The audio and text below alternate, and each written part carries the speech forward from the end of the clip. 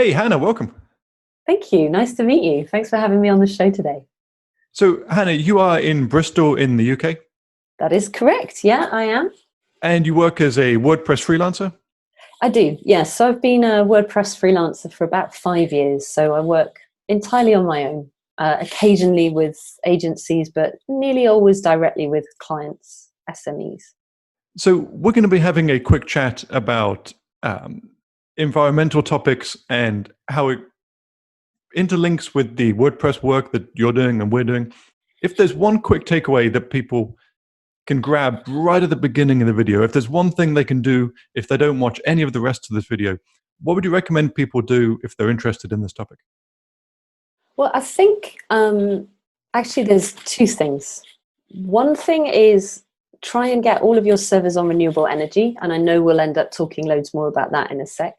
And then the second thing is that if this is a topic that really interests you and something that you feel fired up by, go and check out an organization called climateaction.tech, fondly known as CAT.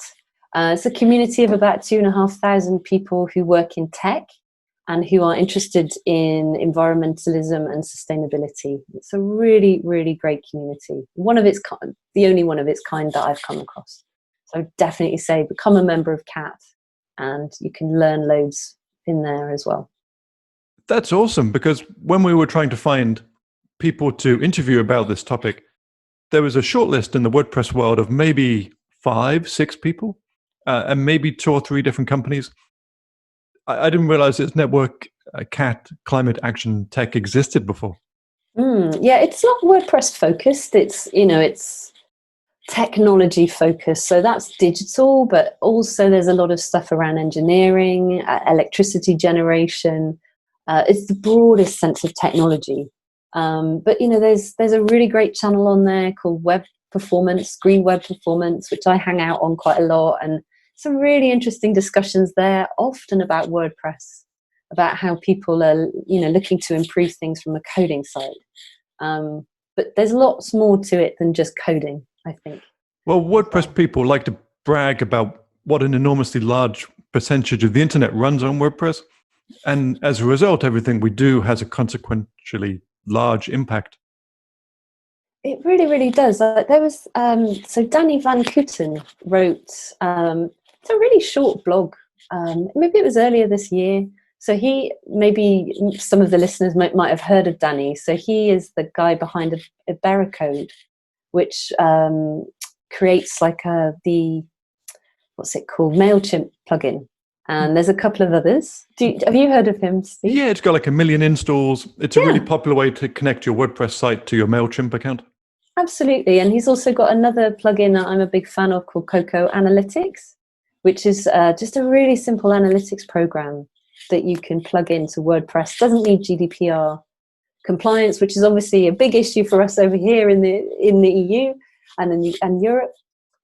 Anyway, so Danny wrote this article about how he'd managed, I think off the top of my head, he'd managed to sort of strip out something like 20K from 20 kilobytes from the Mailchimp plugin. I think it was Mailchimp plugin.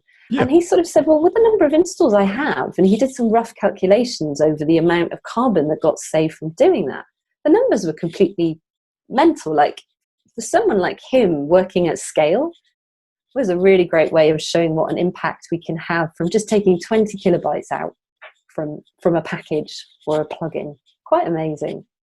I guess as an ignoramus on this topic, I wonder, why does it matter? Why is it important that our websites are not using large amounts of energy to load every time a visitor arrives? Yeah, so I mean, it all comes down. I think maybe we'll start from the basics first and just make sure everyone in the audience is kind of on the same page when we talk about this stuff. So many people, to begin with, maybe won't even realize how a carbon emission is created from a website. Because, your computers, there's no emissions coming out the back of your screen or your phone. You put the car on, you know that there's an emission there, you can smell it. Yeah, people know that flying around the world is carbon intensive. They see the enormous engines, everything is big and obvious, but loading up websites repeatedly? not No, so obvious. it's not so obvious. And I mean, the short answer is it all comes down to electricity and how we gain our electricity. And I believe about 65% of the world's electricity is still generated through fossil fuels. And I think the vast majority of people would understand that fossil fuels are a huge source of carbon emissions. So really, just keeping it really short and simple, all of our digital tech runs with electricity. And where our electricity comes from is the big cause of emissions. So if you're running on renewable energy, you're going to be instantly greener than if you're using an energy mix that maybe is fossil fuel heavy. For us in the UK, it's easy to pick an energy provider. I don't think that's the case across all of the world. So I'd be interested for you, you're based in Florida, aren't you? We get no choice. Yeah, no choice. Yeah, sure. Yeah, I seem to remember reading somewhere that the internet as a whole was basically, when the internet came online, it was the same as adding another major first world country to the world's energy usage. That the internet as a whole uses about the same energy as the UK or Germany, as one of the biggest polluters around the world. The internet is the same as adding a whole other country to the world's usage. Absolutely. Yeah, it's a commonly sort of quoted statistic is that if the internet was a country, it would be the 6th biggest polluter in the world, which is quite large. Another common statistic that you hear is that the internet produces more emissions than the aviation industry. Oh, wow. That's actually not quite true. I looked into that because I was like, whoa, that's phenomenal. Like, how is it that we're not talking about it? Actually, there is some truth in it, but the actual answer is that they're not a direct comparison, because that statistic is really about comparing the fuels that have been burnt by the aviation industry. So that the whole life cycle of building a plane and of managing airports and of disposing of planes, that's the whole life cycle. So from creating an aviation industry to closing an aviation industry and thinking about the manufacture of planes. If you take that as a whole thing, they're not comparable. But if you take just the fuels burnt by planes up in the air, then that is about equivalent to the estimated emissions of the internet. It's still sizable, don't get me wrong, like it's still an issue, but it's not quite the same as aviation. So basically the internet is an enormous energy hog.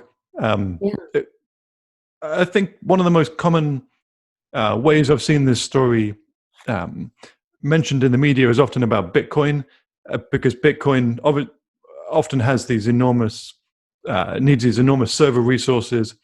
The amount of energy needed to produce one Bitcoin is quite often close to the whole cost of a Bitcoin, that you have to run these enormous dirty servers.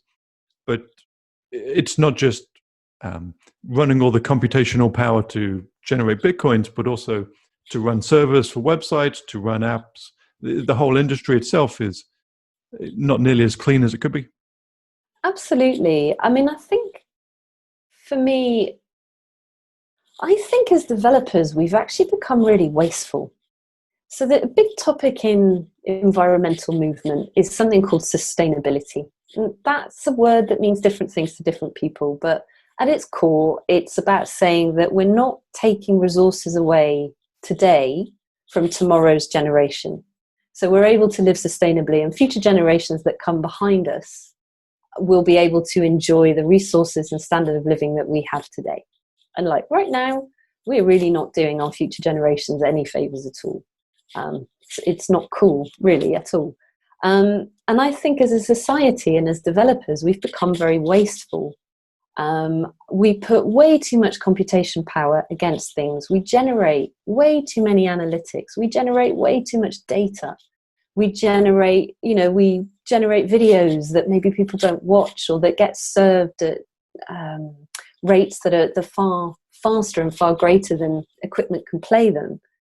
Those are just a few quick examples, but there's a lot of waste that we create as developers that I think is a really big problem. And I think that kind of almost tolerance of waste spills into all sorts of other areas of life as well, not just development.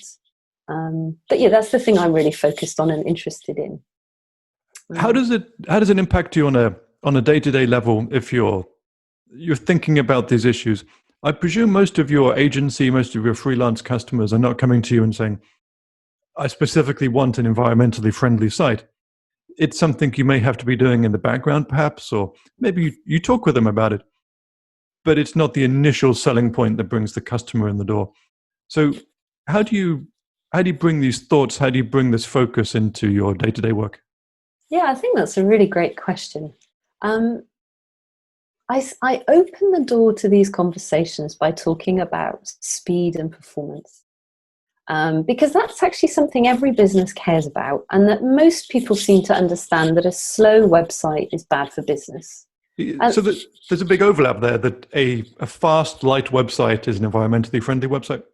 Absolutely, a huge overlap. That really, when you're trying to make your site as environmentally friendly as possible, what you're looking at is page weight. And there's a lot of stuff within the performance community that focuses on page weight. You can't do everything that the speed performance community might talk about, because there's lots of techniques for kind of serving bloated things quickly by sort of ordering the way that you load things. So it can't quite say if you've got a really fast performance site, it's definitely going to be environmental or sustainable. You can't quite say it's an equal relationship, but it's very, I like the way you said it, very overlapped. It's like a big fat Venn diagram. Yeah, there's a lot of people focused on performance for SEO, Google values fast pages. For conversion, customers will buy more from fast sites. A lot of those for mobile devices as well. A lot of people with mobile-friendly websites need to make sure they load fast. And so a lot of the techniques that people are already using to build super fast websites will also be useful here too. Yeah, absolutely. Very, very much so. So if you have a fast, light site, not too much content, not too many pointless glossy images, you have a site also that someone can find what they want quickly on, so that it has good UX. That is also going to have the added benefit of having a lower environmental impact, because someone's not clicking around pages or clicking around content that they don't need. They don't need to load it. They don't need to see it. It's not what they're looking for. So, yeah. So actively reducing the size of your website, getting rid of some unwanted pages, maybe getting rid of all those images you just nicked off of Unsplash or one of those stock photo sites as well? Absolutely. So I tend to think of it that there's kind of two directions to look at this stuff on when you're looking at content and when you're looking about, actually what the website that you're delivering. There's a whole load of stuff about servers and infrastructure as well that comes into this. But right now, let's just focus on the content and what you're delivering. So there's two things that I look at there. The first thing is, what can I strip out? What isn't actually needed? What is just pointless guff? So you said, about images coming from Unsplash or, stock photography that's rather meaningless. There's, you do see similar pictures popping up again and again. They don't mean anything. And thinking about, videos that have been put in that, no one's watching, aren't needed. So there's this whole stuff about stripping out unneeded stuff, which, oh gosh, that's so what UX is all about, isn't it? It's about, finding your customers' needs. So there's reducing stuff you don't need. And then there's the other side of it, which is about optimizing what you do need and making sure that you're serving up videos, images, any other files in the most optimized, quickest way you possibly can. So a lot of this is maybe familiar to a lot of people in terms of things they care about. They care about fast sites. But right at the beginning, I asked you for one or two key takeaways that people can take from the video. And one of the things you mentioned was hosting.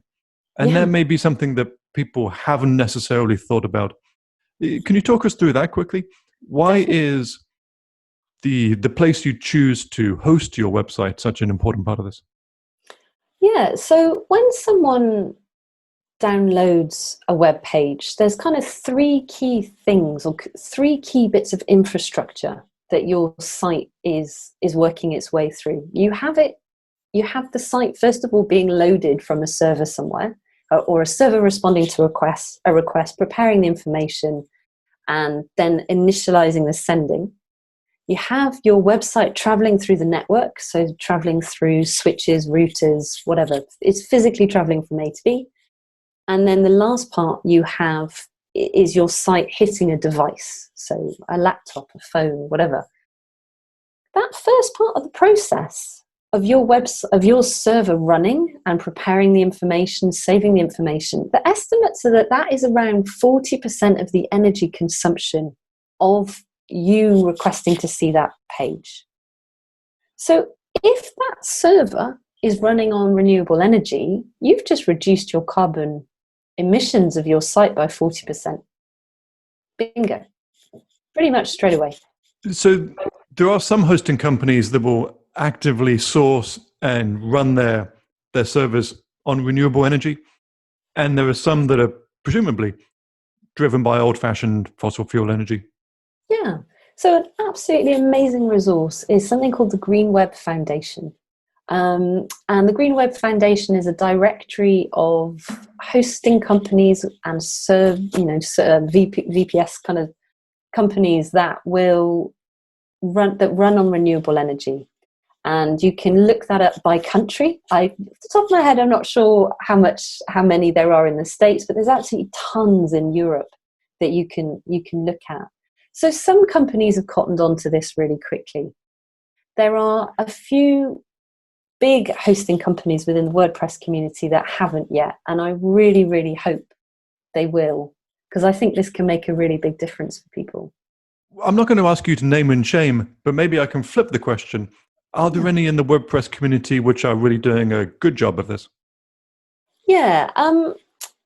Well, I mean, my answers are going to be very UK centric because the vast majority of the hosting that I use is based in the UK. So there's two companies here in the UK that come up time and time again, and there's one called Crystal that have a WordPress hosted platform called Onyx, and that all runs on green energy. The thing I love about their stuff is that it's front and center in their marketing materials. When you're looking at them as a company, that they realize that that's something that a lot of people really want, and they've made it easy for you to find information about the renewable energy that they're using. The other one in the UK that's hugely popular is Koalo as well, very similar. I think I don't use Koalo, I tend to use Crystal / Onyx, but loads of people say how great they are, and they provide good service too. In the States, I think Green Geeks comes up time and time again as a company that provides renewable energy sourced servers. It's a bit of a mouthful, isn't it? They've been on that for 10 years or so. Yeah. Green Geeks has been the OGs of this particular niche. Yeah, absolutely. I mean, I think, you said we didn't want to name and shame anyone, but I would like just to bring up one hosting company who I really feel so sad about, and that's WP Engine. WP Engine, I've been talking to them on and off, asking, going back every few months, hey, have you got anything on your sustainability policy yet? Do you have any kind of environmental awareness as a company rather? And they have absolutely nothing. And I feel so sad about that, because I love WP Engine. I think their platform is incredible. But I can't put any customers to them now, because I just think they're missing a massive trick there. And I really, really, really, really can't wait for the day that they wake up and start at least just putting a policy together that says, hey, we're trying. We're not perfect, but we're moving in the right direction. I mean, that would be amazing. WP Engine are a good example of the sheer scale of the WordPress ecosystem. I think on the WP Engine site, they boast of what a large percentage of website users will visit a site based on WP Engine every day. I forget exactly what percentage it is, but it's a not it's not a small percentage of every website visit runs through WP Engine in some way.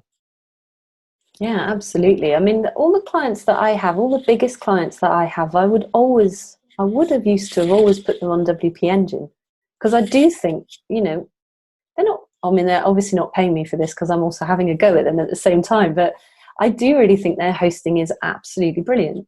But yeah, and yes, they have and host a lot of big WordPress sites. I think they're the choice for many developers if you're going to have a sort of proper platform managed service. They've always been my go-to for years. Do any of the big names in hosting from Amazon, Google Cloud, any of the really big players have clear environmental policies? Are there any that you would recommend for hosting if people are looking around for any of the big brand named platforms? Yeah, so actually, Google are not too bad. I believe that Google are the biggest purchaser of renewable energy in the world.